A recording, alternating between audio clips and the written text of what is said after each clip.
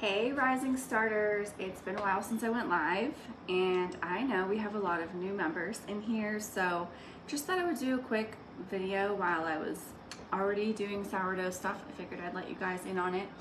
For those of you who have not started, I want to talk to you because I know you're intimidated.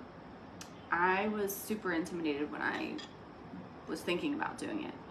I probably watched my friend and several other people that were making sourdough for at least a year before I even decided to do it.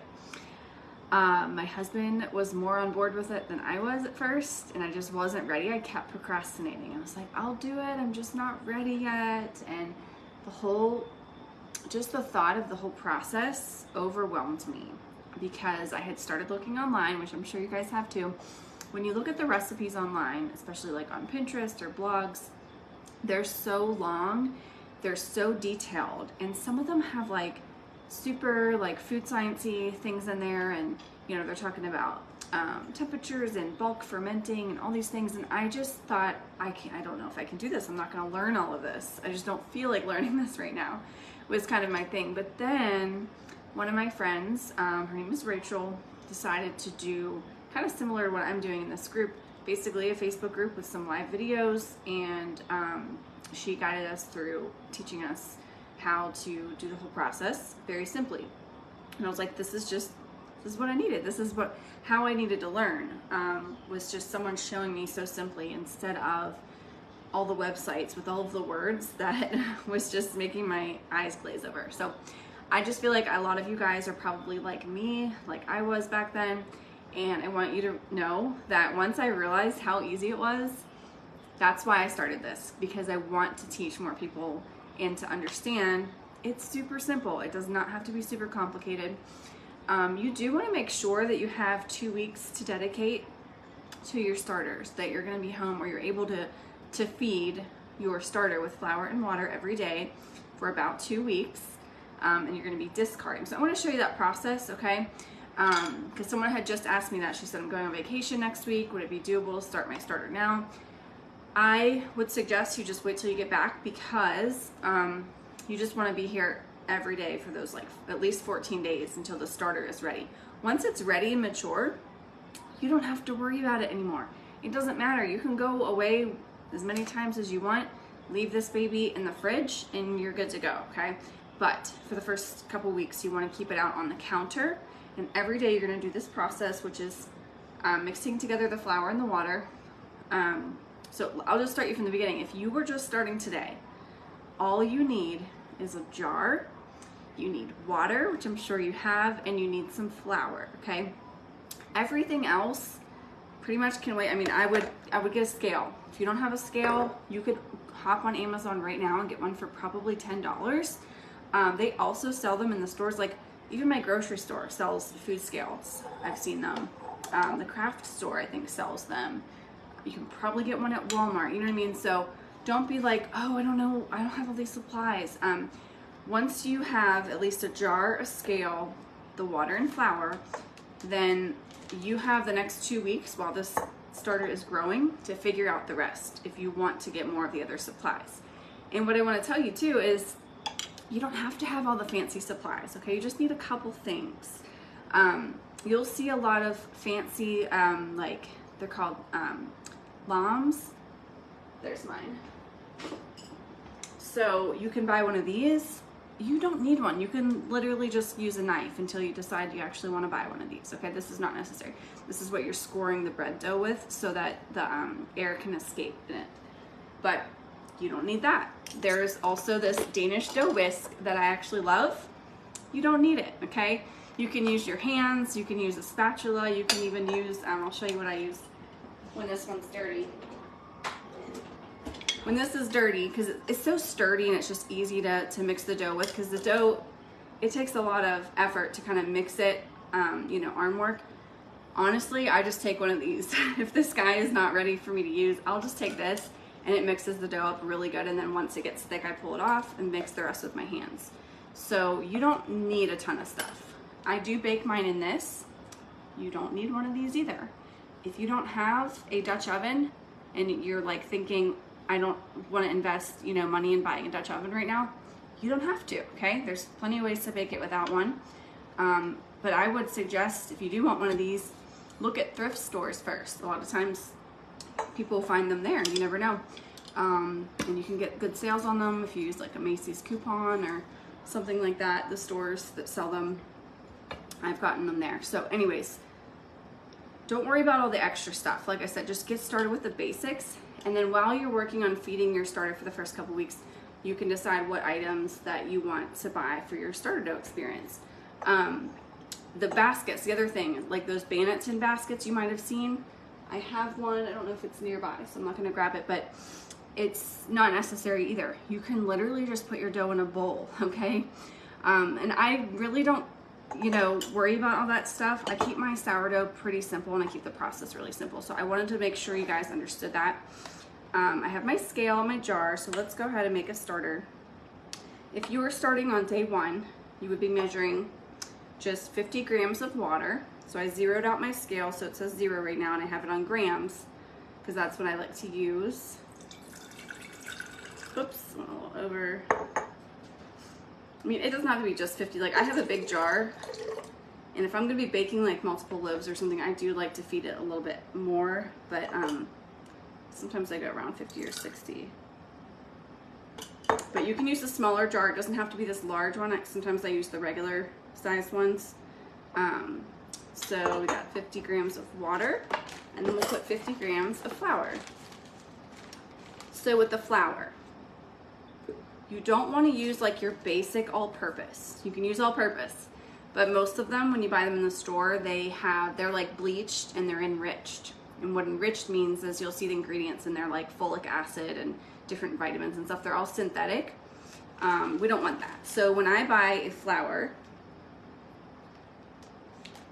let me just finish this before the scale times out here. So we got, it's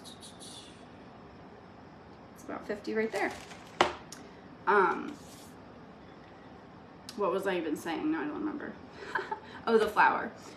So I usually buy like the King Arthur brand just because it tends to be pretty, you know, like it's a decently priced for what it is for like a quality flour. There's plenty of quality flours out there. It does not have to be that brand. It's just tends to be what I put in my house.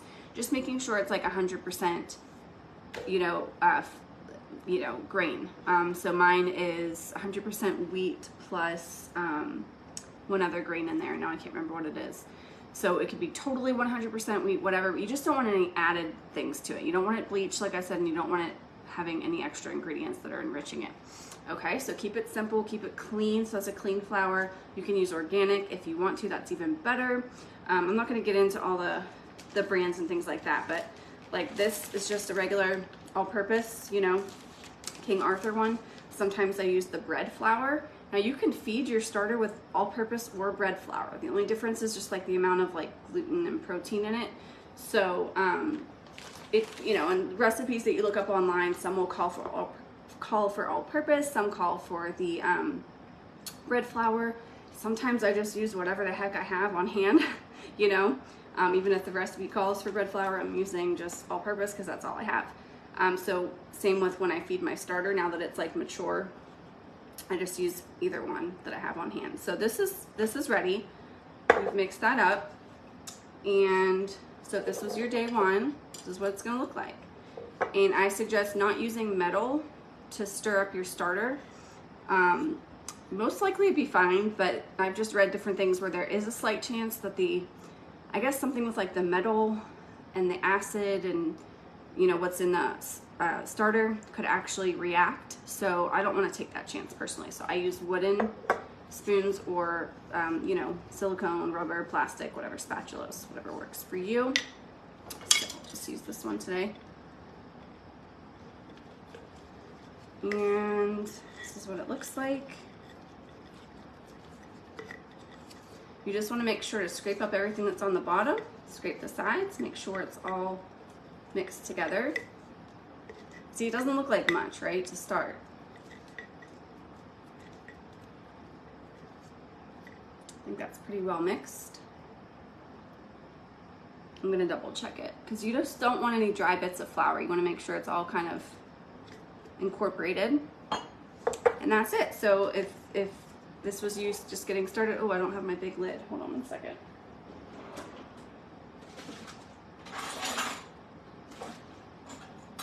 Here we go. So with this, you just put a loose lid on it. So I'm not twisting this on. So that way air can escape, okay? Normally I actually use like a plastic lid generally, or I drape a cloth over it. I have a linen, or maybe it's a cotton dinner napkin set. I use those a lot. And I put that over it, and then I put a rubber band on top. So that way air can get in. If you screw this on totally tight, it's not gonna do what it's supposed to do, okay? You actually want air to be getting in here. So like when I use my non-wide mouth jars, like if I was using this one, like I have these other lids that are like this, I just set it on, you know? And so that's it. And so then you let this sit here until tomorrow. And then tomorrow you would, if this was your, you know, if today was your day one, then tomorrow you wake up and it's your day two, what you'll do is you'll actually be taking out at least 50% of what's in here, and you're actually gonna throw it away. I know it sounds weird, but for the first 2 weeks when you discard, discarding is a process we do in sourdough. When you discard for the first couple weeks, you're actually gonna throw that away because it's actually not really usable discard. So you take out 50 to 80% of it and leave, you know, 20 to 50% left in the jar. And then you're gonna do that process all over again. You're just gonna refeed water and flour, 50 grams of each. Mix it up, place your lid back on. And then you'll just do that every single day for a couple weeks. And somewhere between like 10 days to maybe 20 days is usually where the magic starts to happen. And how you'll know it's ready is it'll start bubbling. Now, usually on day 4, that's usually around the time where people start to say, I see bubbles, is mine ready? I'm like, no, it's just kind of tricking you. It's playing games with you. You think it's ready, but it's not. So give it about 2 weeks, you'll start to see it actually have bigger bubbles. It's gonna look more active and it's gonna double in size. So one little trick you wanna do, and I don't have mine with me, but have a rubber band. So you're gonna put the rubber band right where the level of your starter is. Okay, to start, make sure it's all even, and then you put a rubber band like right here, and then that way you can see where it grows, how much it grows, if it's doubling in size or not. Okay, so that's just the basics of how to get started. And then once it's ready, that's the fun part, but you don't have to be scared, like, oh no, now it's ready, what do I do? I'm scared of it.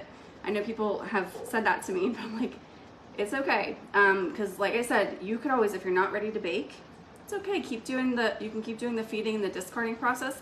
Once it's that mature starter, it's ready to use, you can start keeping the discard at that point. So that's what I'll be doing today. Here's my actual starter, okay? So I'm gonna be discarding.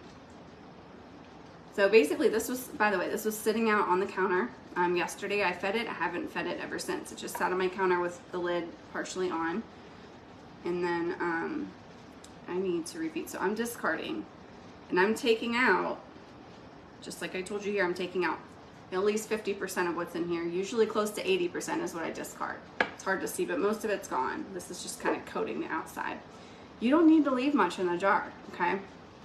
That active yeast and bacteria that's grown, the good bacteria that's grown from this sourdough starter that I've had for a year now, is good to go. You don't need to save much in there. So this discard, I'm gonna be putting a lid on, and I will be using it to make maybe some chocolate chip muffins, I'm thinking, or some brownies. You can also use it to make pancakes and a million other things.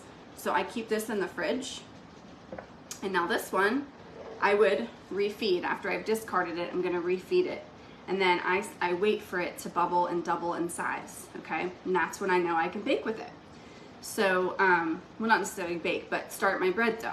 So tonight I'm actually gonna be starting some bread dough. Once, it's kind of late in the day to get this started, but it works. So basically, I would normally feed it flour and water, mix it together, put that little lid on very loosely, and then in a couple hours, usually it's doubled in size. And once it's like up to here, I know that I can go ahead and take that and start mixing it to make dough. Making dough is so easy, you guys. I literally just take starter, 90 grams. And then I take 520 grams of flour, and I think it's 385 grams of water, and about 10 grams of salt. Mix it all together. That is it. That's dough. So once I mix that together, I actually put it in just like a regular bowl, and then I'll do what's called stretch and fold. So I'm just taking the dough, I'm stretching it up, and I'm folding it over itself. I'll do it 4 times. I cover it. And I do that, those stretches for like maybe 3 turns, maybe 4. And then that takes me about an hour, because you'll let it rest for like 15 minutes, do the stretches again, rest for 15 minutes, stretch again. So really it's only about an hour of active work, you making the sourdough dough. Then once I've finished with those stretch and folds for that first hour, and what I'll usually do is just set a timer on my phone for every 15 minutes, so that way I can go do something else and then I come back whenever the timer goes off. But then after that, when that dough's done stretching, I just put it in a bowl and then cover it with a moist towel and then let it sit. And it usually sits for like 3 to 5 hours. It could go a little longer sometimes, but that's the proofing stage. So we're gonna be proofing it, so it just sits out on the counter. And then after that, after that proofing stage is done, right before the end of the night, I'm just gonna go and shape the dough into a nice ball and then put it in a bowl, put it in the fridge, basically. That's the process, simply put. And it will stay in the fridge all night. I could bake it the next morning if I want, or I can bake it later in the day. Maybe I don't have time to bake in the morning. I'm gonna bake in the afternoon, or I'm gonna bake tomorrow evening. I could leave it in for till the next morning, actually. So I don't want you to be afraid of thinking you have to like spend all of this time with sourdough. It just takes all of your energy and time. It really doesn't. I hope this didn't make it complicated for you. I hope it kind of simplified it. But please let me know if you have questions in the comments so that I can help you guys. So this stuff that I mixed together here, this flour and water, I am just gonna mix it with my old jar. This jar is ready to be changed. So every so often I just kind of empty out what's in the jar and put it in a fresh one. So you guys, I am going to be making some discard dessert, like I told you, either brownies or muffins. And then once this starter is ready, I'll be making some dough. I hope you guys have a fantastic Saturday. Thank you for watching the video. Thank you for being in the group. If you know anybody in your life that wants to learn how to make sourdough or wants to just get started making a starter and go from there, please feel free to add them to the group or connect them to me, and I can get them in the group, because I think the group settings in here are private, so you might have a hard time adding somebody. So just message me if you need that. All right, bye guys. Have a great weekend.